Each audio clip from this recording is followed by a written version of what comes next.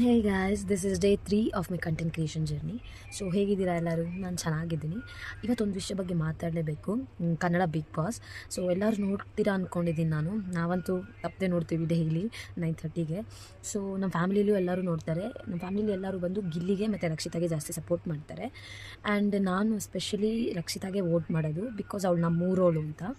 Like ನಮಗದೊಂದು pride ಅಲ್ವಾ, ನಮ್ಮೂರಿಂದ ಒಬ್ಬಳು ಹೋಗಿದ್ದಾಳೆ ಅಂತ. ಸೊ ಅದಕ್ಕೆ ನಾನು ಅವಳಿಗೆ ಸಪೋರ್ಟ್ ಮಾಡೋದು.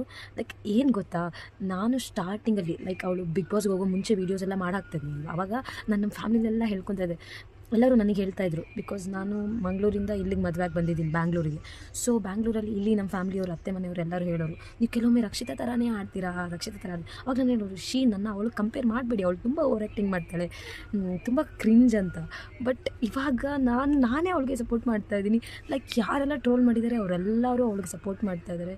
ಇವಾಗ ನನಗೆ ಅನಿಸ್ತಾ ಇದೆ ಏನಂದರೆ, like it's better to be cringe sometimes ಅಲ್ವಾ. ಏನು ಮಾಡ್ದಿರ ಇರೋದಕ್ಕಿಂತ ಒಂದು ಸ್ವಲ್ಪ ಕ್ರಿಂಜ್ ಅನಿಸಿದ್ರು ಪರವಾಗಿಲ್ಲ. ಆ್ಯಕ್ಚುಲಿ ಇವಾಗ ಅವಳು ನನಗೆ ಇನ್ಸ್ಪಿರೇಷನ್ ಅನಿಸುತ್ತೆ ನನಗೆ ಆ್ಯಕ್ಚುಲಿ.